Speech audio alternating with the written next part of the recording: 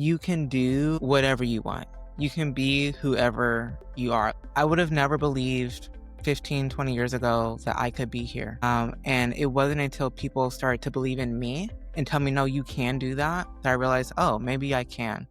Hey there, and welcome to Work is Third, the podcast that is all about indulging in rest, setting boundaries, finding joy, and putting yourself first. I'm Dawn Hunter, your host, and I'm so excited you're here. Today's guest is someone whose very presence invites freedom. Jayden Aubryn is a psychotherapist, personal trainer, and founder of Chaotic Healing. They're also a dancer, researcher, and creative who believes that healing doesn't have to look perfect, it just has to feel like you. In this conversation, we talk about movement as medicine, how to reframe good and bad into helpful and harmful, and why it's okay to evolve your routines as you evolve as a person. If you want to skip around, I've added section markers in addition to the chapter markers, but I think you're going to want to stick around for the whole thing. Let's dive in. Hello, Jayden, and welcome to Work is Third. Hey, thank you so much for having me. I'm really excited to be here. I'm excited to have a conversation with you because when we first connected, you are the founder of Chaotic Healing. You are Yes. a psychotherapist, personal trainer, and consultant. Mhm. And I said, the words chaotic healing appeal to my soul. So I was like, we have to have a conversation. The other thing is, I noticed on your consulting page, you have where science and compassion work side by side.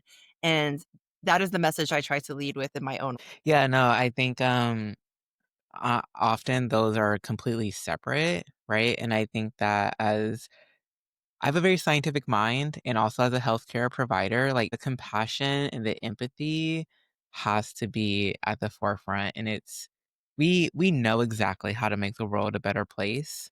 We have all of the science and all of the knowledge to do it. We have all the test runs and various locations. And really what we now need is more empathy so that we are willing to put these systems into place. So I'm really glad that that called to you. Yeah, I would love to keep talking about that. But before we do, I would like to ask you what I ask all guests to start out with, which is, can you share a word to describe how you're doing today? Bubbly. Ooh, share Yeah. more. I know, um, bubbly. Yes. yeah, it feels really good. It's Friday for me. I don't see clients today, so it's getting caught up on everything. It's getting caught up on emails. It's doing more of my passion projects that I feel really excited about. It's time to, clean the house a little bit, so just getting my environment in order and also prep for the next week. So all of those things make me feel really excited and grounded and just happy to be engaging, not burnt out, not too stressed. Like I get to do what I want today and it makes me feel good. I love that idea that I get to do what I want today and it makes me feel good. I would like to repeat that as my mantra every day. Do it. Absolutely. Yeah, you actually remind me. I shared an article fairly recently on social media that talked about why we should treat our weekends like a mini vacation. And so some of the things you mentioned about getting your house in order and straightening up your environment and doing some things that you wanted to do made me think of that because I think we often use our weekends for those kinds of activities. And I heard you say also prep for the next week. And I'm like, yeah, I need to do that on Friday and not on Sunday night because that's what gives me the Monday dread. Absolutely. I think that with weekends, right, there's this idea of like, we work really hard for like work during the week and then everything else is on the weekends. And I'm just not a big fan of that. I want to live each day in a way that makes me feel balanced and fulfilled. And sometimes that means I spend some of my weekdays cleaning and taking care of the house or resting for myself or socializing and going out with coffee with my friends. And sometimes on the weekends, I might do some of my passion projects that are technically work, but they make me really happy and are fun. And I'm excited to put my creative energy towards that or do continuing education. But I found for myself that when the weekends are the times where I have to rest and I have to get everything else done, then I get a little grumpy about it. Like I want to rest when I want to rest and I want to work when I want to work. And I know kind of like what my flows are throughout the week. And I've just kind of systematized, made those a system. Yeah. Yeah. So how did you arrive at I mean, you're talking and I'm curious, how did you get to a point where that was is the system that currently works for you? A lot of trial and error, a lot of trial and error. I am so grateful for my long-term therapy clients who have been with me for like 4 years now, because every 6 months, easily, like 6 to 9 months, I'm changing my systems of like, "Okay, I learned this about myself," or "I've changed," or "A life circumstance has changed," or "I now have enough financial freedom and flexibility where I can make this change." And then I'm making a change, right? My goal eventually is to do active work, like maybe client work, trainings, all that kind of stuff, like 3 times a week, every other week. And I want that to be sustainable for me. I want to work as little as possible. Me So, too. Teach me how yeah, to do it. yeah, I'm trying to figure it out, but I think because that's my goal, I'm always just taking steps towards that. So whenever I find an opportunity to say, "Oh, I can work less here and it's just going to require me to do some of these things there," I'm willing to do that. Or I feel more motivated to do this type of work during these days or these time windows. So that means I have to do other stuff at other times. And right now I'm doing that every day, but I would like to get that down to every other day. Or I'm doing this every week and I would like to get that down to every other week. And it's just kind of just checking in. How is my body responding? What does it like to naturally do? And so things don't feel so forced. But yeah, it's a lot of trial and error. Sometimes I try things. So I was like, yeah, that was swing and a miss. Let me go back to what I was doing before. Well, one of the word that comes to mind is intentionality, and that has come up a lot on this show. And what I hear you saying is you're thinking about what is your goal, and I'm kind of questioning myself because I think that's one of my challenges is I do actually wanna do very similar to what you're saying is I would love to work like Tuesday through Thursday and otherwise have the rest of the days to structure how I want, right? To do the things that I want to do. And it could include work, but it could not. And sometimes it's hard to keep that front of mind, or even I say very generally, oh, I want to change my schedule. I want to make sure I always have Mondays free. And then I found myself for a long time not actually protecting my time on Mondays.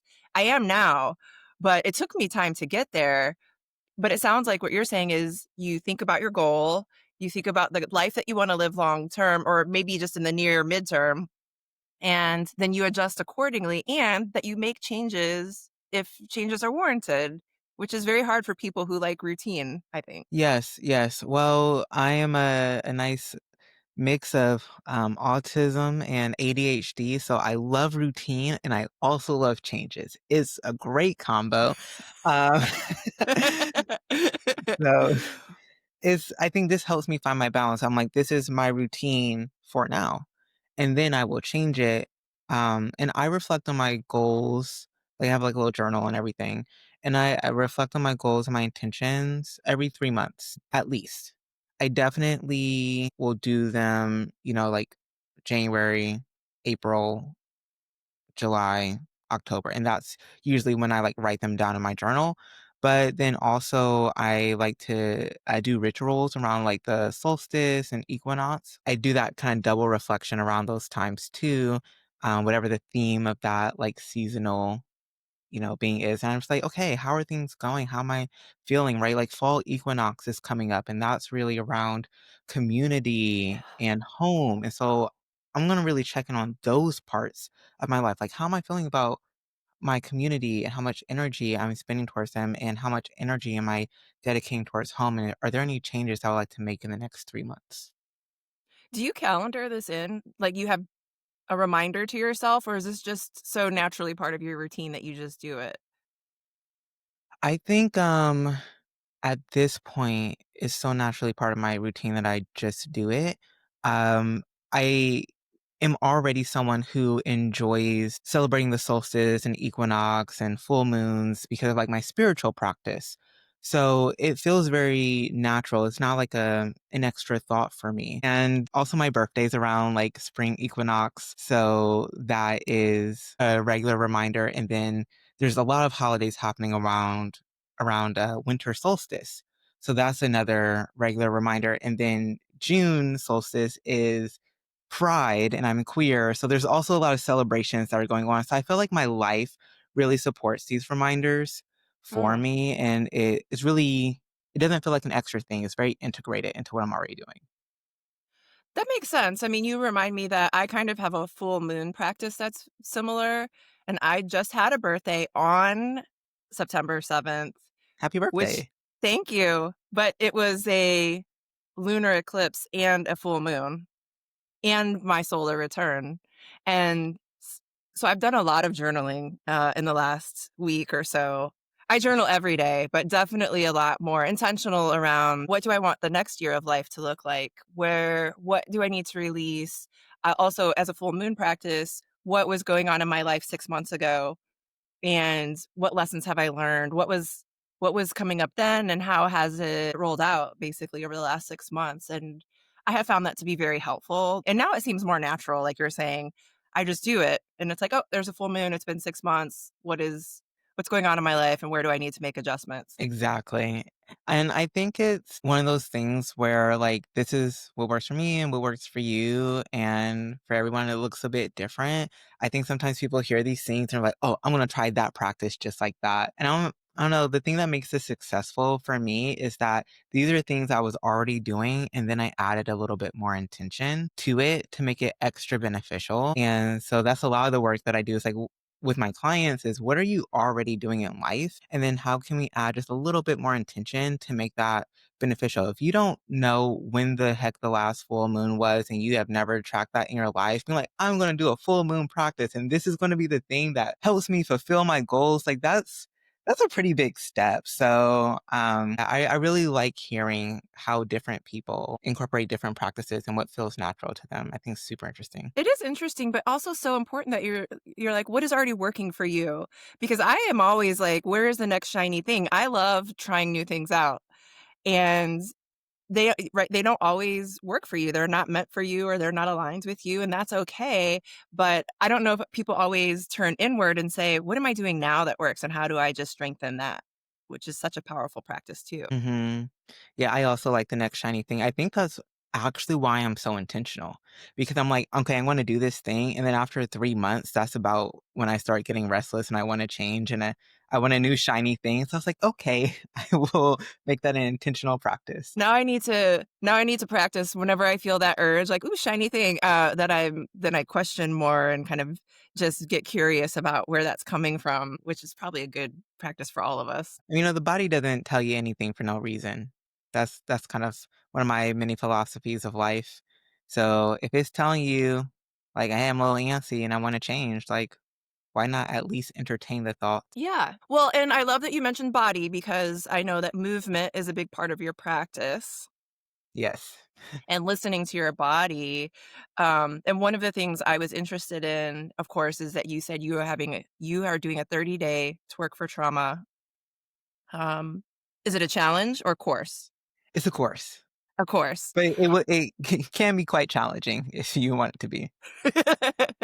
Well, I wish I wasn't traveling so much right now because I want to take this course, but I was really intrigued by the idea of movement and it's come up on too because I'm a huge Zumba fan and I just feel so joyful and free in that space. And I think movement is such an important part of our mental well-being. So yeah, tell me more about your movement practice and how you incorporate that into your work. Yeah, absolutely. So, good old ADHD or I just like to move. It's very hard for me to sit still. So I think that's just well, it's just moving around. But more specifically, I've always been a dancer, right? So I started dancing and when I was 4, whatever free groups my mom could put me in. I was actually a very bad dancer as a child. People don't believe me now, but they would say that I had 3 left feet. So, and yeah, just not a lot of rhythm. But if you keep practicing things, you get better. You do. Um, so I kind of danced on and off my whole life. Never really thought of it being like a career or anything. But then, post grad school, I have my own therapy practice. I'm living in Seattle and I'm part of this dance community. And I ended up becoming the assistant director for this dance community because the director was my homie and I wanted to help her out. And then my classes were free. So that was also very helpful for me. but people are always like, "Oh, Jayden, I see you around. I see you in the dance community. You're so present. You make choreography. When are you going to start teaching dance classes?" And I'm like, I don't want to do that. I have monetized many of my passions in the past, and then I stopped liking them. So I was Mm, like, I don't want to do that with dance. yeah. So I'm not gonna teach any I, like, will occasionally do a pop-up class, but this is not gonna be my main thing. People kept pressing, and I was like, "Fine. I'll do a therapy version of this." And I did this healing through movement, or therapeutic dance, that's what it was. It was a therapeutic dance workshop where you come in and you learn how to connect with other people and then also yourself and process a little bit of trauma, and it was this beautiful thing that people really love. Like everyone was very into it. They were like, "Oh my gosh, can you please do this again?"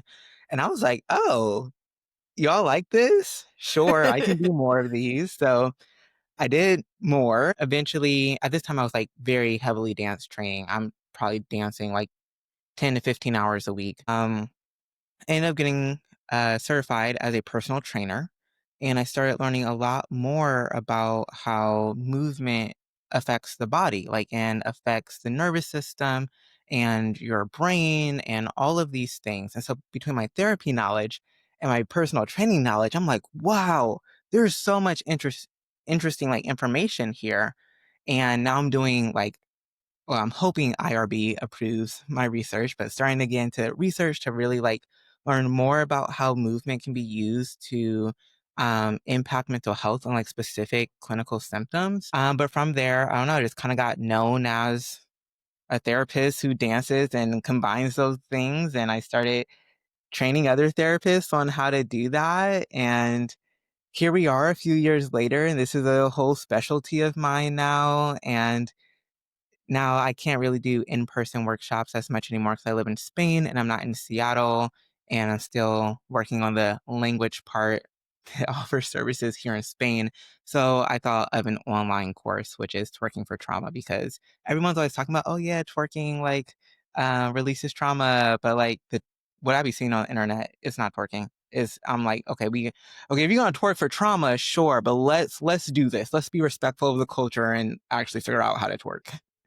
Right, and I'm curious too if it really is twerking for trauma or if it's just twerking for twerking's sake. You know, a lot of what's on the out there on the internet. From my most empathetic place, because I think there's a whole piece here around cultural appropriation of Black dances in general, and twerking is one of those things. But we're just going to set that aside for now.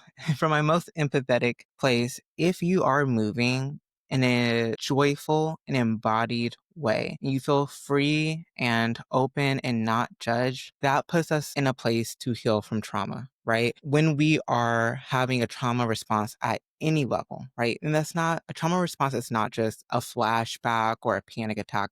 There's a whole range of things that are happening in your body and in your brain. And if that is happening at any level, we're not healing.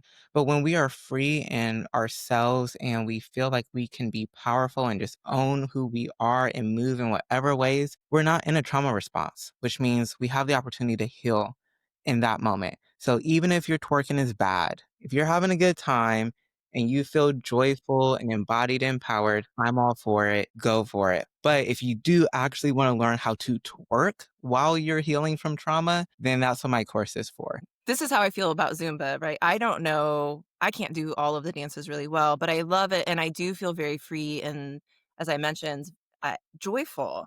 And I think part of it is even if you're moving and you're not really conscious of it being something that is a release or is healing for you, it is still healing you, which I really Yeah. appreciated about what you were just describing. Yeah, and I think that's the beauty of movement practices. We have associated movement like, people say, I can't dance. If you can move your body, yes, you can.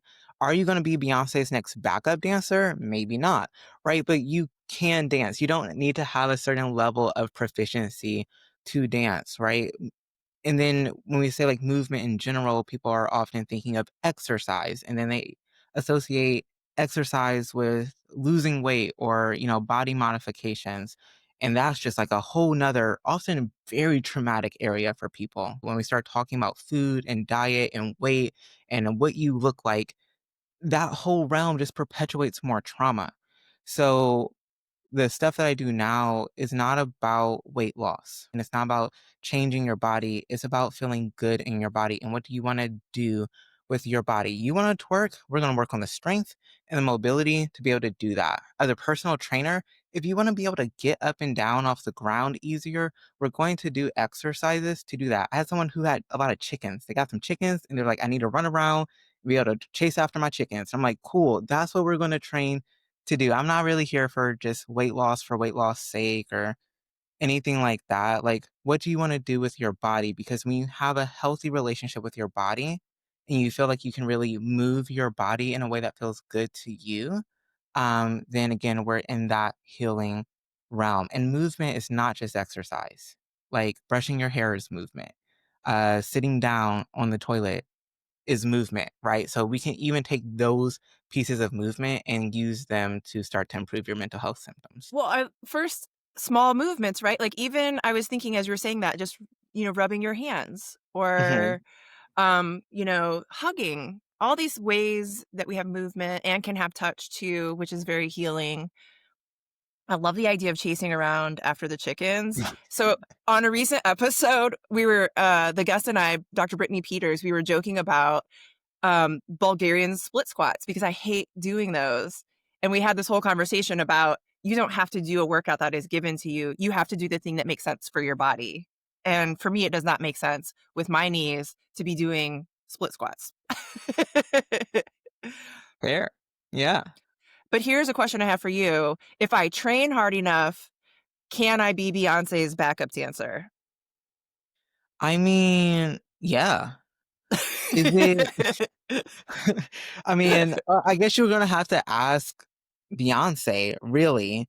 Um, but I think Fair. anything is possible. The amount of training, like hard enough, that might be like your full-time job now to train. So if you want to make that sacrifice, it's up to you. But you know, weirder So things have happened. I just really relate to you talking about dancing because when I was a kid, I loved to dance. If there was a song on, I was out. I created my own dance floor and I wanted to be a dancer when I grew up. And I remember, you know how you write a letter to yourself and then like you can send it back. I found one of those letters to my future self or whatever it was. And it was, I'm a professional dancer. I think I was dancing for Janet Jackson, in my ideal future. And, and I look at that now and say, I don't do anything like that. But there's a part of me, the 12-year-old, 10-year-old version of me that loved that so much. So how can I do that now in the life that I'm living now? As much as I would love to, I'm not going to be Beyonce's backup dancer, but but I can incorporate dance into my life still, even if it looks different than what I envisioned when I was a kid. Absolutely. I it's really never too late to learn these things. I've danced with people in their 60s and 70s. And sometimes they were out dancing me and I'm like, "Okay, go off," right? But, I think even this idea of like what is a professional dancer? For a time period, one could have called me a professional dancer because I got paid occasionally to make choreography and I performed on stages for like, I make choreography for, like, drag artists and musicians and played at some big stages. So it was pretty exciting, and I'm like, "How is this happening to me right now?" But that was never, like, my main gig. It's just something that I liked, and then I did it enough, and I put enough hours towards it. I mean, my whole life was dance and, like, training for dance, to be fair, outside of work, but I was so happy. And so, yeah, for a couple of years, I kinda was a professional dancer. Would I ever say that on a CV or a resume? No. But if you are putting the amount of energy towards something like that makes it feel like it is a big part of your life, why not call that professional? I know a lot of people who are struggling to get clients as therapists right now, and they are putting 20, 30 hours a week into work and not making any money, but they're still Yeah. there. That's their profession. They're still a therapist. So I don't know. I think there's a lot of different ways to relate to that word and to that concept. And I think if we have a broader idea of what is a professional dancer, then all of a sudden that becomes much more attainable if it is something you really want to do. So a few years ago, I was a part of the Healing While Black conference here in St. Petersburg, Florida, and there was an art show and poetry reading on one of the nights. and I was talking to some of the artists, and I remember one of the artists, was asking me what I do, and I started talking about how I love art and photography, and he said, "Are you an artist?" And I was like, well, I don't know." I mean, I'm like, "No, that's not my day job, right?" And he's like, "If you create art, you're an artist." And I still try to today, that still sits with me. This was a few years ago, but that still is something that really resonates with me because I create pottery and it looks mostly terrible, but it's useful, it's functional. I can bake in it.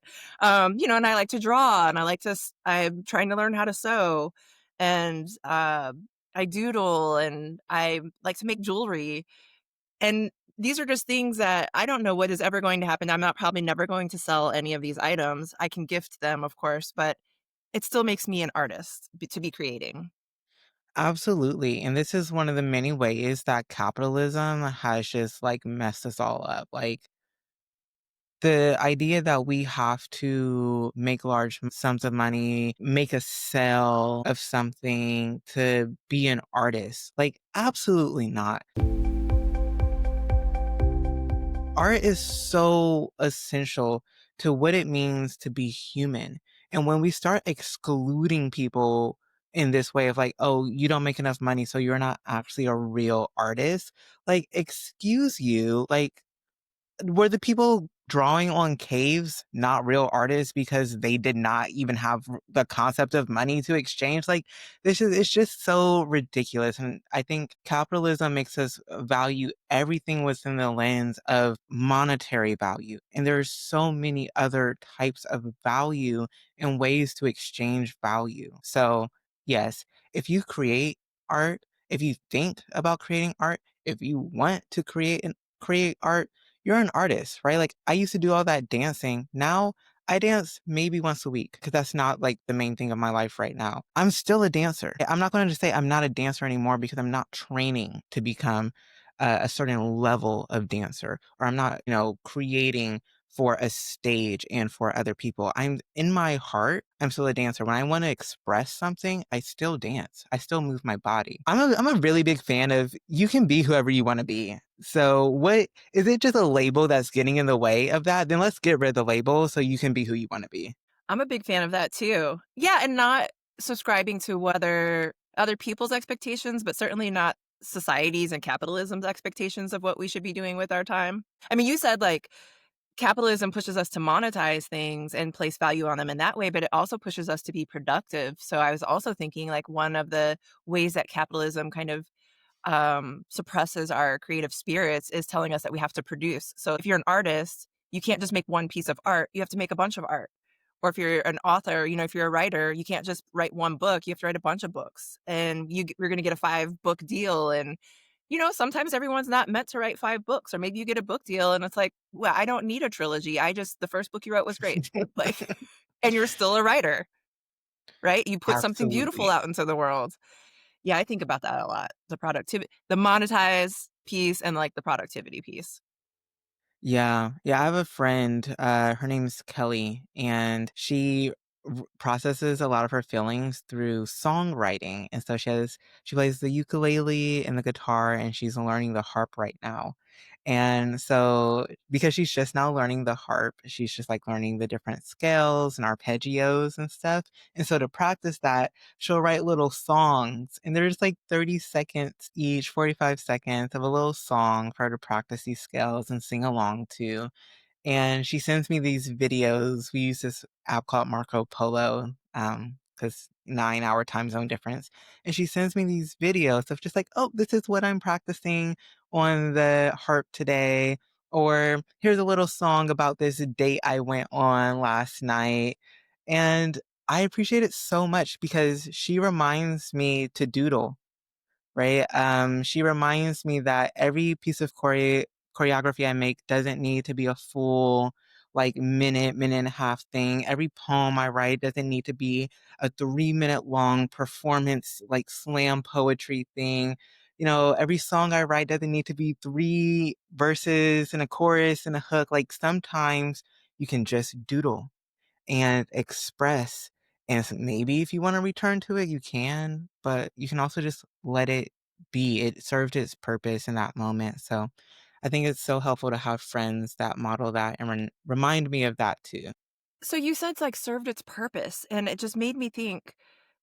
So oftentimes we will do something and it feels great to us, or we get something from it, right, that is positive or affirming in some way, and then we don't want to let that go. I mean, I don't know why my mind just went there, but it's like, so you do something, it's beautiful, powerful, fun, whatever it is, and then you're like, I'm going to keep doing that. But maybe that's not meant for you to keep doing, and then puts pressure on you in some way. Yeah, I think it's because we're not really taught how to grieve as a society anymore. Grief is not just dramatic and like someone died and now I have these big feels. Like that's part of grief, just like part of anxiety is panic attacks and part of sadness is depression. Whenever we lose something, we lose an expectation, the idea of something, there's a little bit of grief, right? You have a good meal and a really good plate of food, and you take that last bite and you have to brace yourself because you know it's about to be so good, but you're also like, "Oh no, this is the last bite and I'm so sad." That's grief.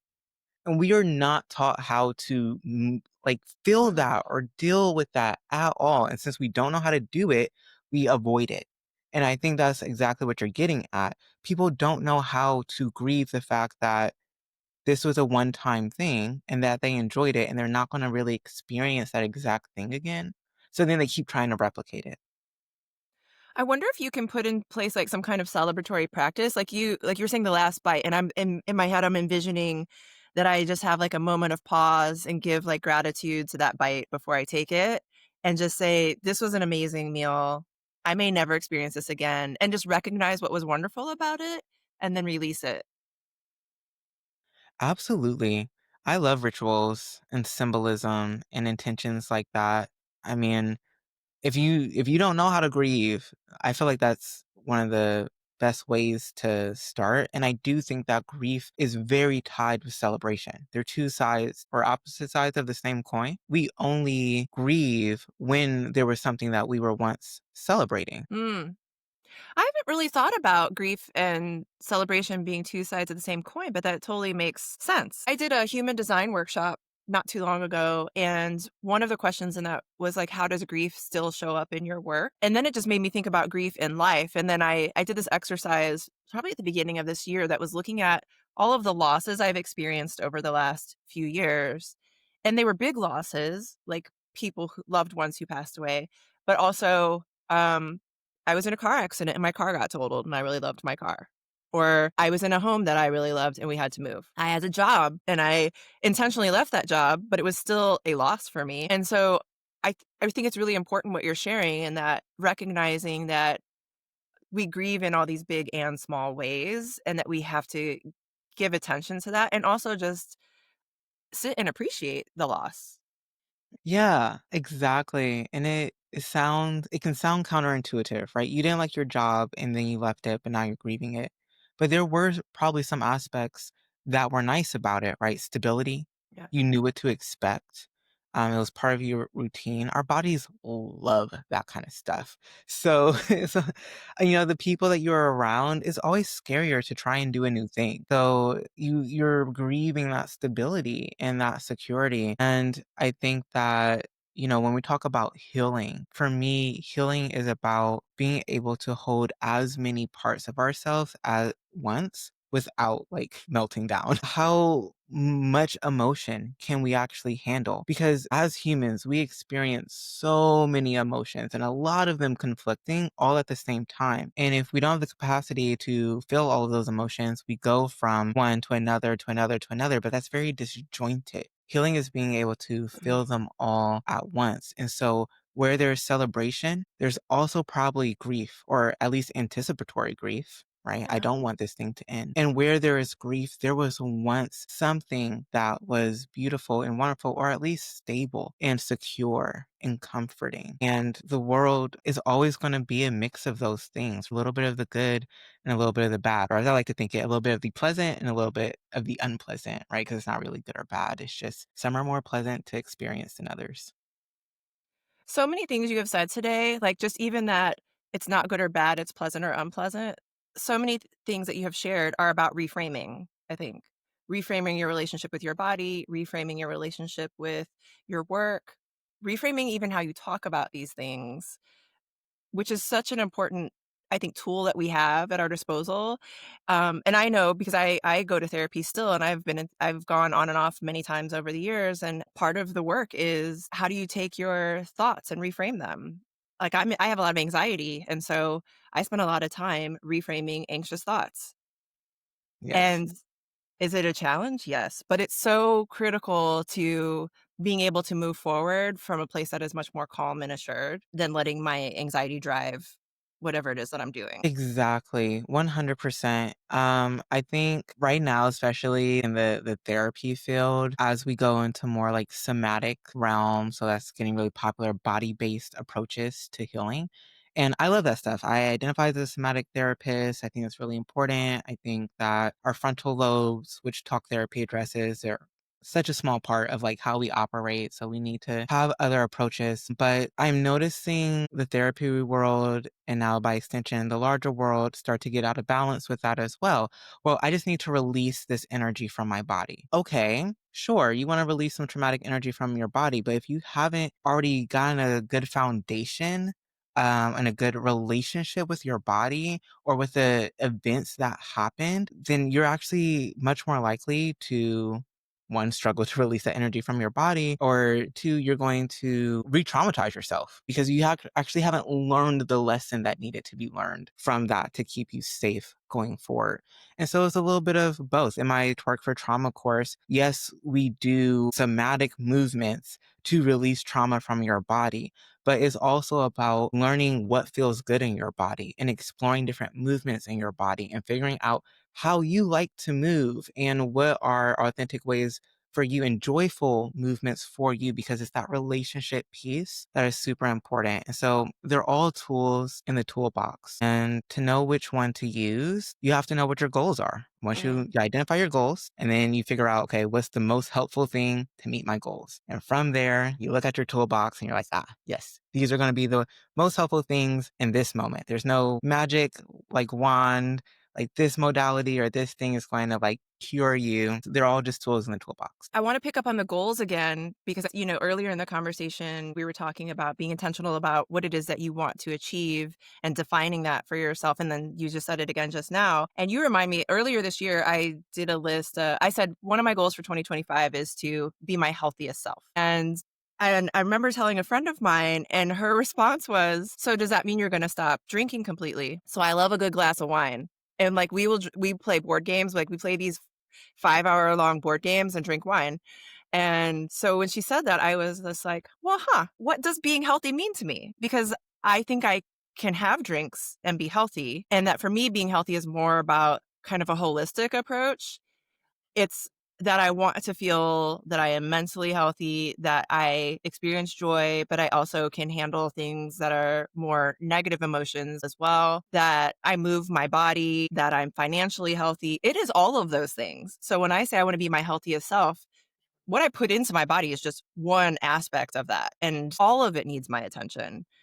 And it also doesn't mean I have to completely restrict myself either. And I think people do that sometimes thinking like, I don't know. I mean, I don't know the root of it, but part of what comes to mind is punishment or judgment, like self-judgment, as you were kind of talking about earlier. Yeah. And also, like, I kind of mentioned this very briefly about the physiological, neurological response of trauma and how that's a spectrum. One thing that perpetuates that response is good or bad thinking or black or white thinking. Because for the nervous system, that's very similar to life or death. And the body really cares about keeping you alive. So if we're looking at things as good or bad, right or wrong, black and white, then the nervous system is like life or death. Now your survival is, you know, wine is bad. And if you drink it, you're going to die. That's how the nervous system processes that. This is why people think, like, if you have anxiety, which is basically everyone in the world right now, because look at the world, your body feels like it's going to die, right? That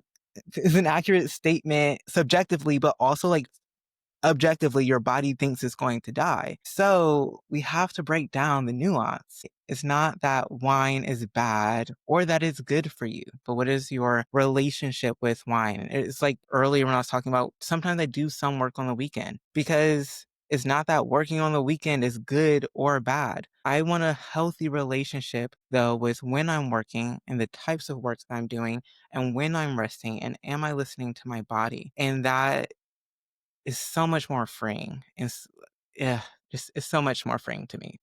Especially on the work piece, of course, because this is work is third, right? And I was thinking last week I had a night where I worked really late on something, but I didn't really do any work early in the day intentionally because I wanted to do something with a friend and I wanted to enjoy my time with her.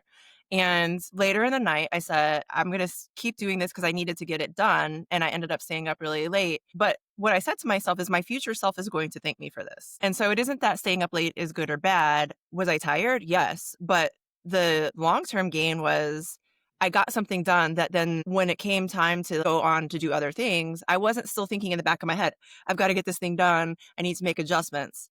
I made a short-term sacrifice for, my long-term benefit. Um, and I think that's really important is like you said, like that there's no judgment on it. Sometimes you're going to choose to do a thing. It isn't good or bad. You just have to put it in different terms. Exactly. I like to always think of things as, is it helpful or harmful? And again, that just shifts based on what your goals are in the moment, right? And if you realize that, oh, I'm consistently doing something that's helpful for work, but harmful for my health, and that becomes a pattern, and now there are consequences for that. Okay, well, let's take a look at that broader thing and start to say, like, okay, we might want to make some changes.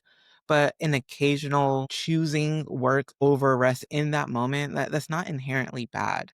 I think whenever we're thinking of something as inherently bad, we're immediately going to be primed for trauma responses. And so I really try to avoid that. I really want to reinforce what you just said about choosing something occasionally, like choosing work over rest occasionally is not itself a bad thing. It's when it becomes a pattern.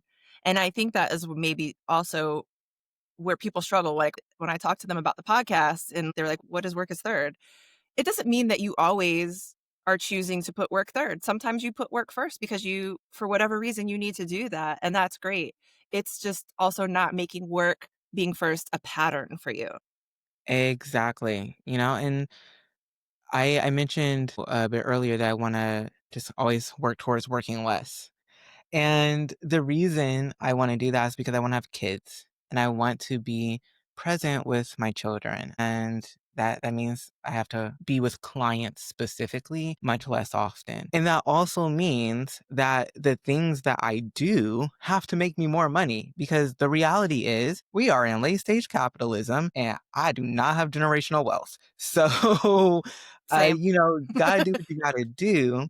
And so that really informs the work. I work really, really hard on the things that I need to work really hard on. And I have tried to find ways to enjoy the work that I do. So now I'm really moving into doing retreats. So I love in person healing and I love unconventional ways of healing and I like connecting with people.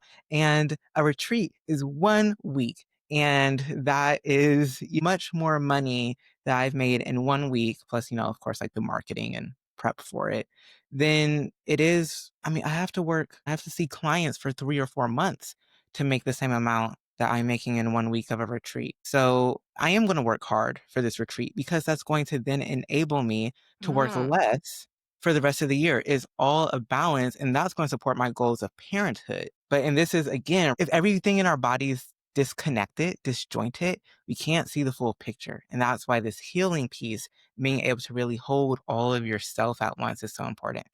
I have to follow this. So this is now the third time I've gotten this message about how you value your own work and time. I was talking to a friend of mine about how last year I was incredibly busy and I was constantly on the go. And she said, if you're that busy, you're not charging enough. And I was like, "Oh, wow." And then I did The Artist's Way by Julia Cameron, and this is the second time I've done it. I did it 20 years ago, and then I did it with my book club last year. And in that book, she says, Look at how much you're charging for your work, and maybe you need to charge more." And then what we're talking about right now is you can do something that earns you more income and gives you that time freedom. And I love that. And I think there's a great message is thinking about, especially, as entrepreneurs, and I know a lot of therapists who are their own independent practice. And for people who are in full-time jobs, even, how do you get to a point where you can keep at the forefront that you want to make income to support this longer term goal? Sometimes people just get in a job and just keep doing the job because they're supposed to. And they don't think about the goal of, I want to make sure I can be around for my children, or I want to make sure I have time to pursue my art or whatever it is. So it's like a good tip. What is your goal? And then how can you take actions in alignment with that or to support that vision coming to life? Exactly. And remembering that you can do whatever you want, right? The only thing we have to do is die. Everything else, we have a lot of option and choices, and we just have to weigh out if it's more helpful or harmful. And so, yes to everything that you said. Okay, I just would love to keep this conversation going forever, but we do have to wrap up. And what this means is that you just have to come back for a future episode, I hope. Um, Absolutely. This is great. I want to ask you if there's anything that you would like to share or that was on your mind that, that listeners could take away with them. Mm, I mean, I kind of already touched on this, but I cannot emphasize it enough. You can do whatever you want. You can be whoever you are. Like I grew up, I like to say hood adjacent. I could hear the gunshots, but not quite close enough to actually get shot, broke family. And now here I am. And I had a lot of opportunities present themselves and a lot of community support me to get here. But I would have never believed 15, 20 years ago that I could be here. And it wasn't until people started to believe in me and tell me, no, you can do that I realized, oh, maybe I can. And so the biggest takeaway is what is your biggest dream? And then it's not if you can do it, but how can you do it? Because you really can do whatever you want to do. Those are powerful words to end on. And I'm so grateful that you were a guest here today. I'm so glad that we connected. Yeah, I am too. Thank you so much for reaching out. This is great. What a powerful and joyful conversation. I love Jayden's reminder that you can do whatever you want and be whoever you are, and that healing isn't about getting it right. It's about being in right relationship with yourself. If this episode resonated with you, please take a moment to rate or review, share it with a friend, follow Work is Third on Spotify or Apple Podcasts, and subscribe to the Joyful Rebellion at workisthird.com. And as always, remember, put yourself first.